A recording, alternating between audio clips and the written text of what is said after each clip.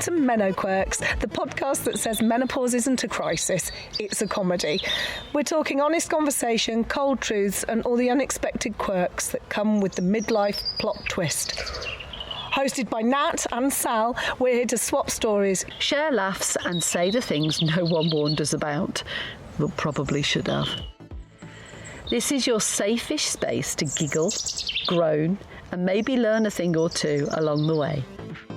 So grab your fan, your favourite snack, and let's get into the glorious weirdness of the menopause. Together!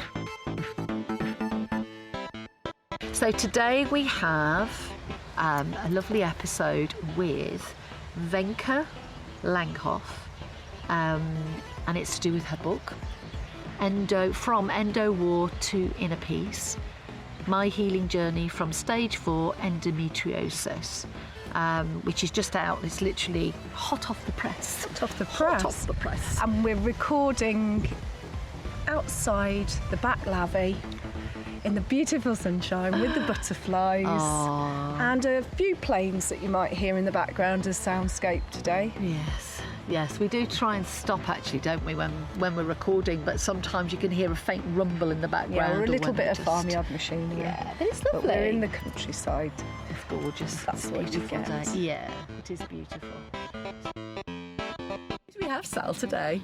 We had Wenke. I'm just making you up. I was just saying, I don't know how to pronounce Wenke's surname because I wanted to give you a whole name, and I'm like, Langhof. Yes, that was very good. Yes, well done. Just a Wenke. There's only one of her. Exactly. No one has that name.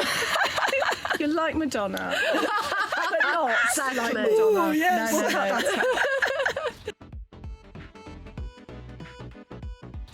And you have a book out, and this is amazing because we've got a copy here, and It's a real life copy. The We love a real book. Endo War to Inner Peace, From Endo War to Inner Peace, and we want to promote that today because we think it's a fabulous book, and in the journey, very much from the heart, that whole very personal journey.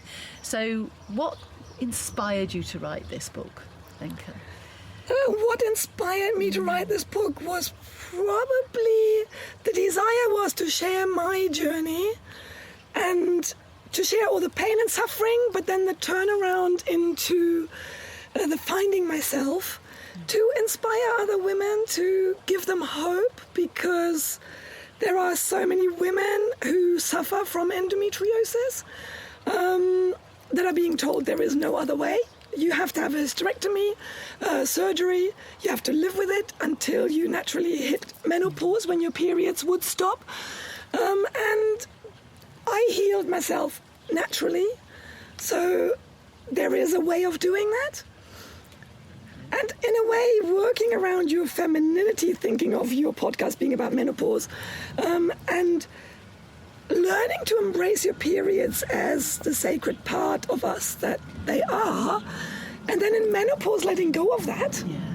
And understanding the sacredness of being a woman was a big part of my healing, because to me I started periods at the age of 11 and they were always painful. I looked at my mum and my grandmother and they had painful periods, so it was almost like, well, that's what it means to be a woman, just get on with it, and that's it. There was no alternative in my world. So I rejected my periods from back then. They meant that I would sit at school. I could hardly function. Yeah. Teachers would send me home from school, which when you're a teenager, it's like the worst, isn't it? To be stand in front of a full class and have a teacher say, Wenke, I want you to go to the secretary's office and just tell them that you're going home because you've got your period and you can't sit here, and you're just mortified. The whole class knows you've got your period because you just can't hide it because you're in such a bad state. So as a teenager, that was really traumatic. Very. So, and I used to just then be on the sofa, and that was every month, and that was my normal, and there was no way out. There was no hope that this would ever end. At 17, yes, they put me on the pill and it made it a bit better. But I've always had those painful periods. And I assumed for so many years that every woman has those. Yeah. Because my mom and my grandmother had them. Yeah.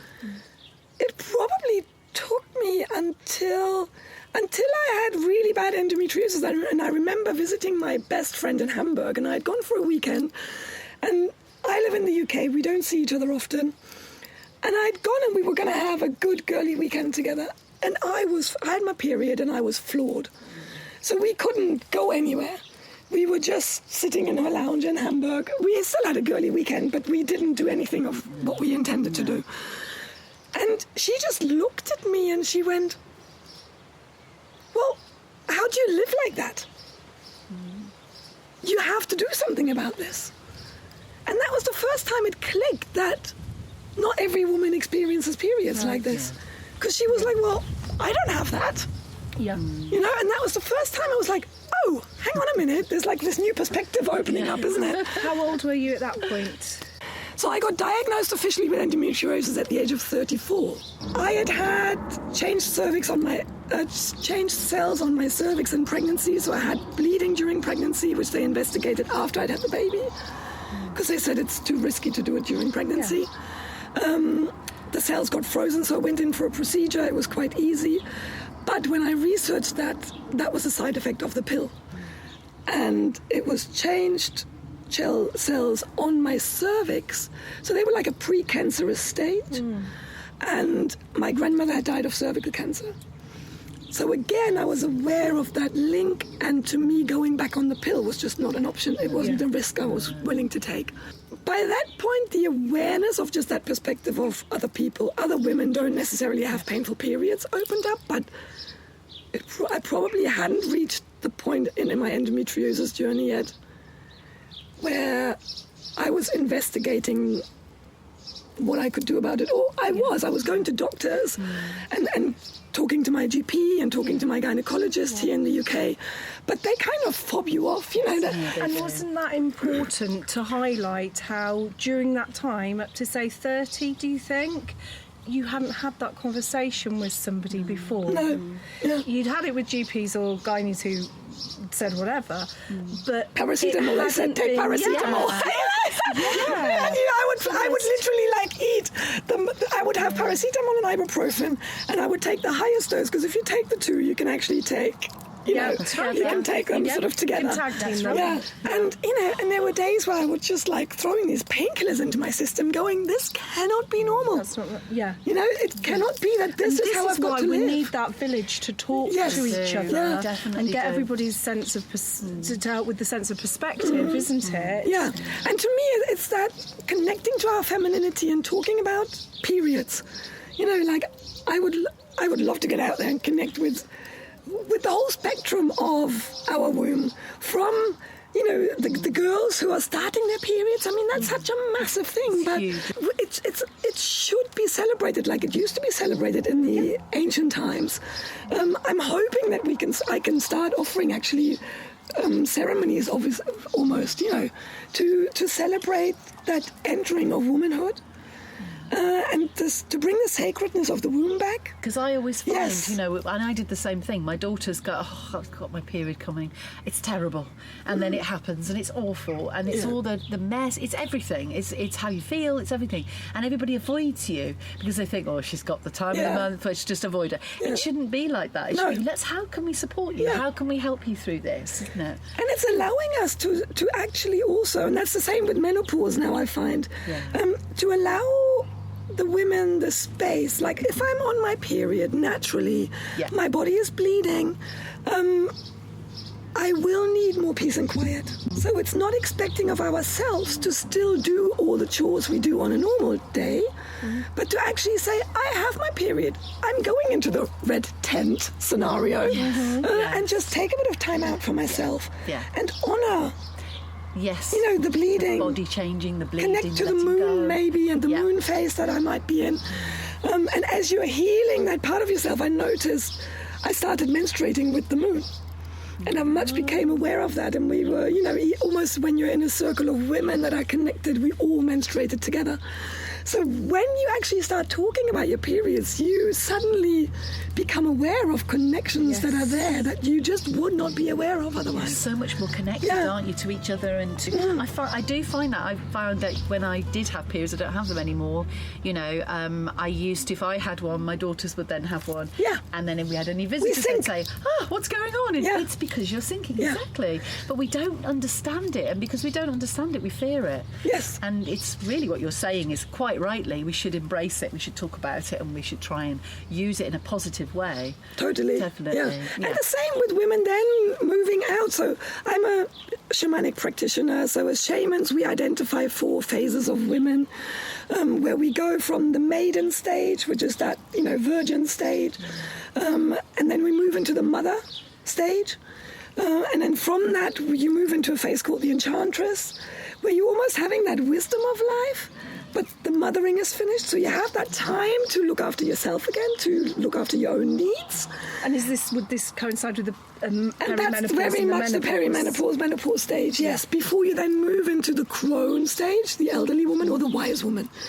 I prefer wise woman to crone, but there is something about the crone the other day, but there is also something quite liberating about crone, isn't it? But it's looking at those stages from a womb perspective as well. And going, well, what happens in our womb at that point? And how can we honor the different stages that the womb goes through as well? So just as we might have ceremonies for girls starting their periods, to have ceremonies for women entering menopause, or, and almost saying goodbye to that reproductive part of you, to the power of your womb to create life. It's big when that power goes, but it's realizing that it is not just it's a metaphorical power as well that will never go, i.e., where do I create the life I wish to live? And even though our womb sort of capability of creating physical life might go, what it has taught us and the lessons of that, we can still take with us into the next phases of womanhood. And we can also help sort of children that we have when they have children. That's the grandparents side of it, is to give them the wise views of what I've learned, because that's what you're doing. You're saying, I've been there, I've done that, I can help you. Yes. That's our job now, And that's something that I've actually just the last couple of weeks really reflected on, in that as society at the moment, what we do with elderly people is we sideline them and we put them into homes, and we're losing all that wisdom. We really are. Because we don't have those conversations, whereas in the old ways, those generations would be much more together, they would communicate, and you would get that shared wisdom. I look at pictures of myself when I was in my 20s, whatever, and I always used to feel I was too heavy, and I wasn't. I look at these pictures and I think, I'm looking fucking amazing. Always think I know. How did I not see it back then? How did I not just embrace this is true. that sort of beauty of youth, the tight skin. Youth is wasted on the young. It really is. And at the same time, it's recognizing the beauty of every stage, isn't it? My husband's mother-in-law, she passed away at 34, and I was very involved in her caring at the end of her life. And I used to look at her sort of naked body, and I would almost want to photograph it, because there was so much beauty in just a sheer amount of wrinkles. In just the skin hanging off a frame of bones. There was no flesh underneath. To me, there was such beauty in that she couldn't see. She would look at herself in the mirror and she would hate her reflection, because she had been a very sort of, always made-up woman who would never walk out the house without makeup. And she would look at her body. She'd also, had parts of her body removed and operations and stuff. So, but to me, there was such beauty, and it was almost like all the stories had been written onto her skin.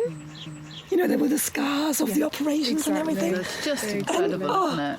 But you can appreciate it because you're seeing it from a different side. She's living in it. Yes. So she feels that loss, I suppose, of the body's changed. Yes. Imposter syndrome as well that you get. And it's that, how do I identify with myself? I'm very spiritual, so to me the body truly is just a costume I'm wearing while I'm here living this life. And yes, you want to look good and feel good in your body. But you know, if you are someone who hasn't yet maybe got that spiritual perspective, there is a lot of, I think, in our society, identification via our bodies. And I think that limits us a lot. Also, social media. We were talking about this earlier, weren't we? The devil of social media, what it does to impress younger people. Because I didn't grow up with it, so I've come into it in a different way. Whereas they've grown up with it. Yes. It's part of their lives, their phone, where they go, what they say to each other, and it's the look. It's all about the way you look. You know, and it's making them understand that actually. You put a bloody filter over a photo, it changes. Absolutely. And they go to people and they say, okay, can you this surgeon, isn't real. Can you look like my filter? And they're like, no, it's not possible. And then they look at themselves in the mirror and they go, and they feel inadequate. And you think, well, no. That's why. Your authentic true self shines from within. Oh, and it's probably only now that I'm here I realise what a gift that was, really. Yeah. But because there are so many barriers to this that I find people here have to overcome and learn to overcome, which I never had. It's multifaceted, isn't it? Yeah. That we have only got to this point now where we're talking about these things more openly and with people, just with people that, I meet, and I maybe walk into a room, I've never met a person before, but I'm feeling a bit hot, and then they recognise that, and they go, oh, is it? And you go, yes. How, are you feeling a bit? Yes, we're all feeling a little bit flushed. and then you start the conversation. Whereas, one generation, 2 generations ago, we couldn't do that. Britain might catch up, but it is a very there's a bit of truth in all stereotypes, and it is the British prudish stereotype, so. isn't it? I remember my son coming back from school one day, and again, I had tried to gift on what I had experienced as a child to him, so I would always run around the house naked, and we would have baths together. Yeah. And at some point, I think about year 2, at school, he would come home one day and say, but Mummy, they are my privates. Oh, okay. And I would go, yes, and that's fine, and we don't show them in public. Yes, on the supermarket. When we're here and the family, because it's they're fine. about consent and stuff, and it is. It's so. The whole thing that they're teaching them is really important. Yes. But it's so very simplified. It's like, you don't get your willy out, while you're in the school playground. On the table at school. However, you can have a wee while I'm in the bath. Exactly. It's being, but you're right about being comfortable about yourself, because I think that those symptoms that we get, probably always had them, the imposter syndrome, the concerns about your body, etc., changing and everything, but it's more amplified, isn't it, when you're perimenopausal? Yes, menopausal, I think everything is amplified, isn't it? I find that at the moment. I mean, my emotions are like, whoa, they skyrocket. Totally. Yeah, and they change almost within minutes. I can be like, oh my God, the world is ending, and then 10 minutes later, I'm like, oh, I feel right on top of the world again. I know. And it can be anything. I feel like I am on the precipice all the time, and I feel like, things are going fine. This is absolutely. I don't realise how close I am to the edge of falling into walking the line. I call it walking the line. Walking the line. Yeah, definitely. And you don't recognise it yourself, and that's a really important thing, to try and to just be in tune, to think, how close to the line am I today? How close to falling off it? Yes. You notice people's reactions, don't you? That's what it is. I think talking about it is really important too, because it helps so much. And that was the thing why I wrote the book as well, because I felt there wasn't enough out there to talk about the suffering and what have you of endometriosis, whereas to me, a problem shared is a problem halved. Yeah. So just by us women getting together and talking about our stuff, it becomes less huge. And, frightening, definitely. And you just go, oh, actually, we all go through this. Yeah. It's a phase that maybe we just need to embrace. Exactly. I was sitting actually I'd ended up recently joining a private GP practice, and I was sitting with my private GP who has the luxury of taking a lot more time. Yeah. Yes, of course. And, we were talking about the menopause. And he was saying, one of the big problems we have in our society really is that as women, we expect to, and society expects it of us, to do the same amount of stuff that we have done before we hit that peri-menopause, menopause phase. He said, in the old days, you wouldn't have had those expectations. No. Women would have been allowed to step back from duties and to take more time for themselves. I love it in the Hindu system, in the ancient Hindu system. Once a woman starts her mothering years, she starts what's called her forest years. And I love that. I would love to be able to do that. And they take themselves to the forest and meditate and work on themselves spiritually. And how amazing would it be? Yeah. I mean, I have days where I feel like all I want to do is sit in a forest and just And I think a lot of people our age have that draw, don't they? Absolutely. We have incredibly busy stuff going on all around us. And the draw to just, yes, we really appreciate all the love and the people around us, but actually there's a draw to be solitary and with yourself and in yourself. So the GP was there and he said, if we actually allowed ourselves to do that, our hormones would naturally balance. At what stage and how did you become friends with your reproductive system and what it was doing? What was the psychological change? Apart from de-stressing, how did you actually go, okay, I'm going to start to love you instead of find you a nuisance? So that was part of the healing journey. And so as part of my healing journey, I went in 2017 to Germany to a holistic cancer clinic because I found out that endometriosis and cancer actually have the same cell change. And I'd read a research study on this, and I was aware, my parents had both had cancer in Germany, and I was aware of a holistic cancer protocol called the Budwig protocol that is used quite widely in Germany. And I decided to contact a Budwig center in Germany and ask them if they thought it would work for endometriosis. And they initially said, look, we treat people with cancer. We've never had anyone with endometriosis, so it would be your decision to come and it's your risk. But I decided, cut the long story short, decided to go, and I spent a month at that center. And the Budwig protocol for the cancer is based on 3 pillars. One is nutrition, one is detoxing the body. Those 2 make up 20% of your healing. That's all. 80% is your mind, your belief systems, the belief patterns you've inherited from your parents, your grandparents.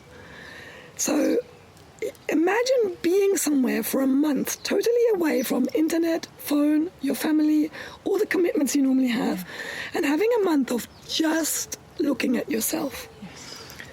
And it was like, I used to describe it as, I felt like every day they would throw you into this colander and they would sieve out all the bits of you that were rubbish, that were negative beliefs or limiting beliefs. And that would take some time, wouldn't it? And you would feel so much lighter at the end of the day, and you'd go, oh, I'm so glad that went. But then they would throw you back in again the next morning, and they do that for a month. What if there was another perspective? So spiritually, we would always say there's 144 perspectives to everything. I love that, because if you just take yourself out of your perspective and just maybe try to see 2 or 3 more, you don't have to get to 144. It suddenly makes you realize, oh, what if what I believe isn't actually the truth? What if it's just one way of looking at it and I could choose a different way? So, and what they did there, so we had a lot of coaching sessions we had a lot of group coaching where we learned mindfulness techniques, we learned meditation, we learned breathing techniques. But there was also a lot of individual work where they would sit with you and your own issues. And in that, what came out was a lot of my mother and grandmother stuff. So whenever we went into trance states or into hypnosis or into coaching sessions, it would always be my mum, my grandmother. I try not to, but I think the menopause has brought me out and forced me to talk to them about how I really feel, and that's kind of helped. And like, if I look at the book, I have so many of my friends now. The book is very honest, because I thought if I write it, I've got to be like authentic and just, it is the truth, you know. That's what I love about it. And it's raw. Yeah. And it took me quite a while to overcome my own fear of putting that out there, because it is just so personal. But I thought, well, if I share it, I have to share my all. Like, you know, lay on the table, there it is. You know, if I want things to change, I have to lead the way and be that change. Yes. But there are a lot of my friends who read the book and who said, oh my God, we didn't know. And it's the continuation of that, isn't it? It is, it really is. It's the continuation of the period being something very private and you just not sharing. Yes. And if I think of the pain I went through with the endometriosis, that again I didn't share because it was period stuff. If I had shared, my journey would have most likely been very different and less isolating. Yes, that's right. You know? And you can reflect on that and realise, you know, and you can help other people by writing this, laying it there and saying, this is how I feel. And that's very much the intention of... Exactly. It's, to me, and a lot of people have said that to me now, and I've realised that it's not just a book about endometriosis or for people with endometriosis. I think it's a book for anyone who's got a challenge in their life that they need to overcome. Whatever that challenge might be. But the intention was for us women to talk about stuff that we wouldn't normally talk about. Yeah.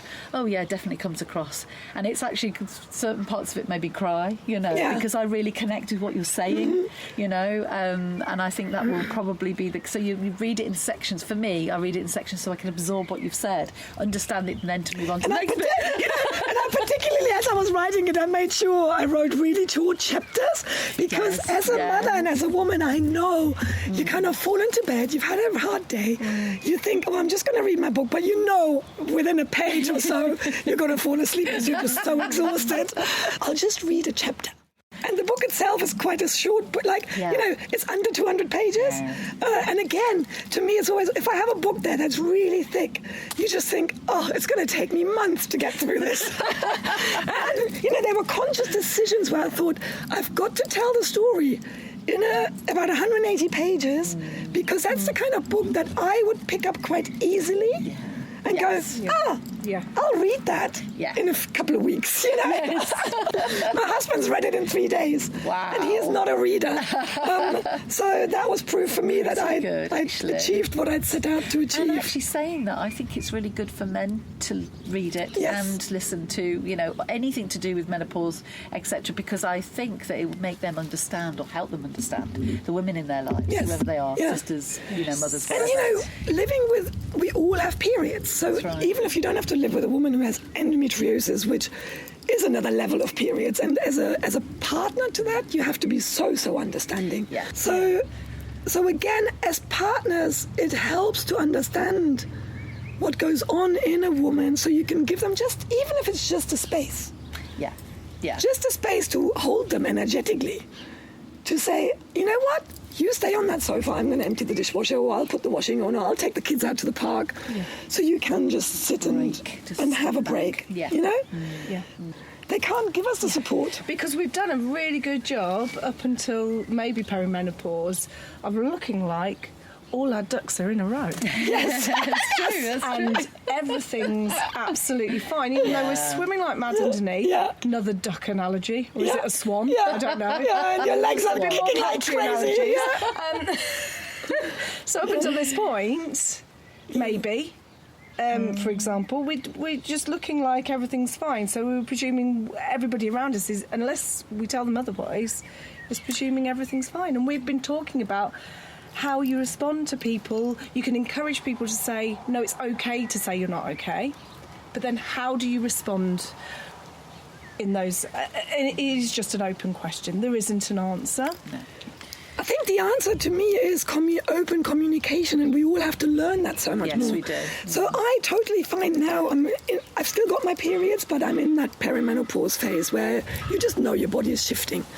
And I had a conversation with my son, who's now 18, and with my husband, and I said, right, this is what's going on in my body at the moment. I do not physically feel as capable as I used to at doing all the things I used to do. That I might have seemed easy for you, even when they weren't. I would be exhausted at the end of the night, but I did them. Yeah. And I said to them, I just can't do it. I haven't got the strength. No. I have to. I mean, there are days where sitting and staring at a wall is all I can do. Yeah. Yeah. Yeah, And it's making your peace with that. Yeah. Yes. And saying to them, you are now 18, you're an adult man, in my husband's case. You know how to do the dishwasher. You know how to put the washing machine on, and if you don't, I can show you. I will show you again. And I will be okay with the washing not being folded like I would do it. But could you put it away? Really help, yes. My dad used to go out to the shop. I remember my mum saying to me, don't ask him to go and get your sanitary towels. It's not a man's job, it's your job. But my dad would go, yeah, fine, which sort do you want? Not a problem. And then a good few years ago, it was quite liberating. And then he would get looks. He'd go to the kitchen and they'd be like, hello, all right, Why? It's normal. Yes. It is just something someone needs.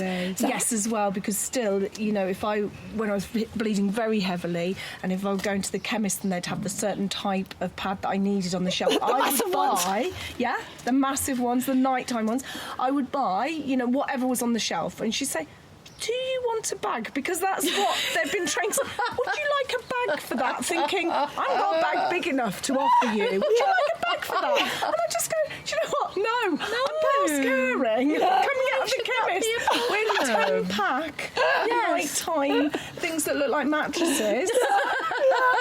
Just think, don't give to. But societal-wise, we're still like, would you like to hide that? Would you like to hide that? Yes. Yeah. I love it. Or I've got a bag for your head. Just hide you instead.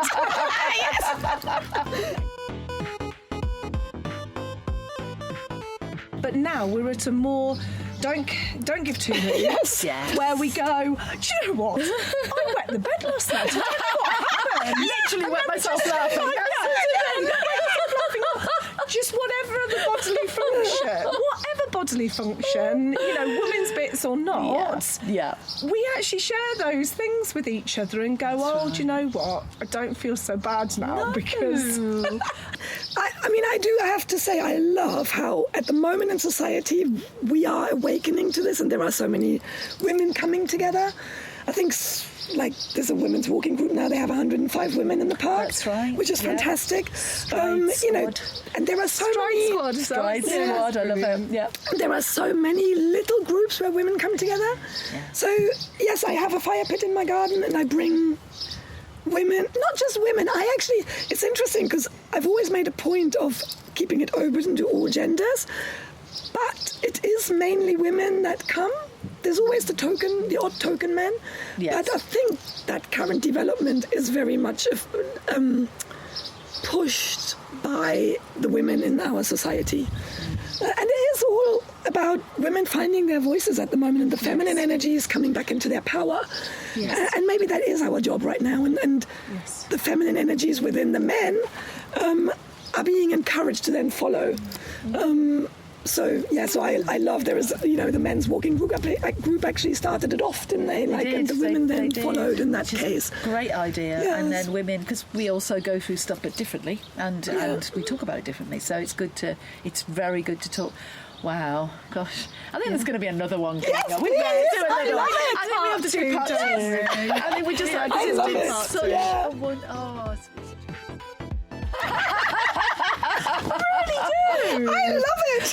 The one thing I need to ask you is, we have a biscuit tin metaphor. Oh, yes. Don't we? And we have a planner book coming out with all the different ways of helping you manage and navigate your menopause and perimenopause. So we'd like to know what is in your biscuit tin. Do you actually have biscuits? Because we have all sorts of different things. Yeah. We've had chopsticks, we've had tea bags, screws and nails and various. What do you have in yours? I think in my biscuit tin are things like breath work.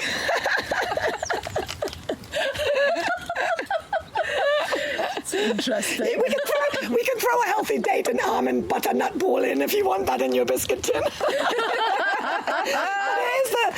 It's the nourishing the body with the healthy stuff. So breath work, meditation really helps me. I've really explored Ayurveda with menopause because Ayurveda has got such simple things. Like I remember my libido dropping and literally a teaspoon of fenugreek soaked in a glass of water overnight or for 4 hours, and you then drink the water, your libido is back to normal. Really? Oh, And wow. what I love about Ayurveda, it's like, take half a teaspoon of coriander seeds, Yeah. and there's your brain fog gone, and stuff. Oh, wow. It's Right, like- we need to do another need bit to of do this. a We need to part do a two based second on the one. libido. Oh, we've actually done one on We've libido. done We need to do another one we've anyway. done libido, so that's Okay, so So, that's you know, metaphorical. What's in your physical biscuit tin? Well, what do you have at home? Do you actually have biscuits in your biscuit No, tin? I don't have biscuits at Oh, home. okay. What do you have? Do Do you that. have a biscuit tin or something similar? I have a biscuit tin. It has oat crackers in it. That's all right. I'm terrible. Yeah, it's like, because I heal from endometriosis and nutrition was such a big part of that. And cutting out sugar and all the crap that my body, that would stop my body from healing. And it's just become a new way of life. And once you've felt the effect that healthy nutrition has on your body, it almost becomes a happy choice you make because you just want to be in that high vibrational energy state that good food gives you. Yeah. So when it comes to biscuits, I would have a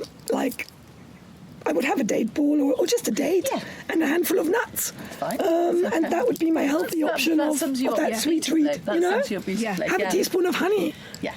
On a good. whatever, share gluten-free rice cracker or something, and that would be, have a piece of fruit. Yeah. And that would be my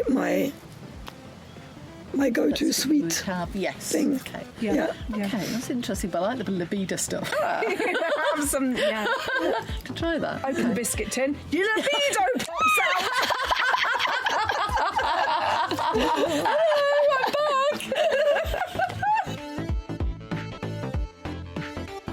Because it's the stress that keeps them from doing it. Yes. Yeah, our body will self-regulate given the right conditions.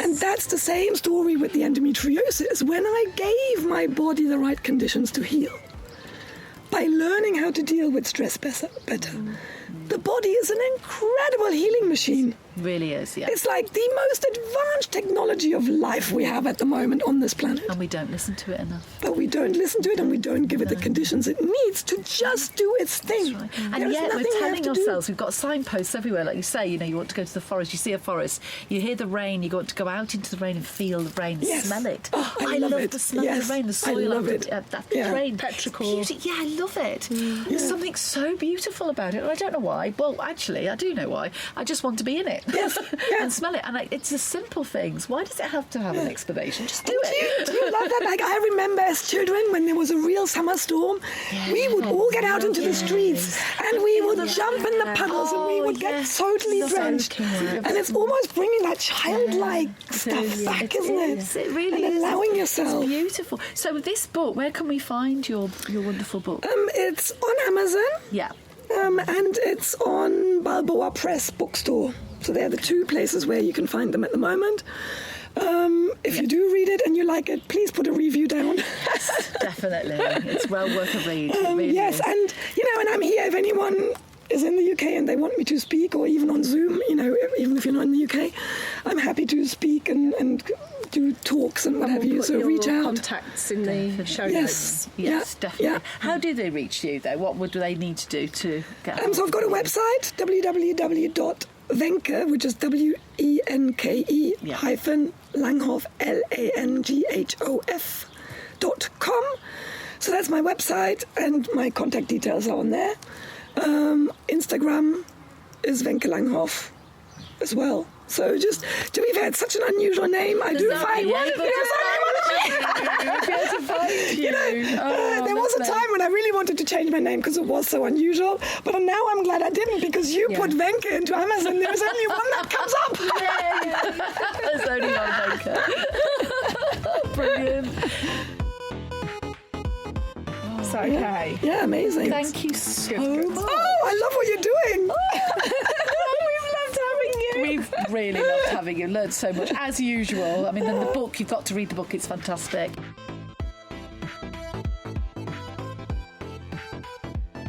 Yeah. So that was a pleasure, wasn't it? Oh, it was absolutely gorgeous. Lovely to sit in the sunshine. And there's so much more that we would benefit from talking to Wenke, because she's really wise. She is. She's got a lot of experience and her Ayurvedic stuff as well. There's a lot more that we can talk to her about, and on a different occasion. But for the meantime, I've been reading a little bit of the book, and it is really nice. It's a good read. It's from the heart, isn't it? It's a journey that's very personal, but she wanted to share it because she thought a lot of people out there would possibly identify with it, and maybe she'd be able to help them through her own journey. Yeah. And I think even if it's not an endometriosis journey, it's still, you could apply it to lots of other things where we struggle to come out of the other side stronger. Yeah. Wiser. And more able to help other people as well. Which is what this is all about. This whole podcast has been a big learning curve for us, hasn't it? It really has. It really has. We learn something new every episode, whether it's through research or talking to people. It's been incredible.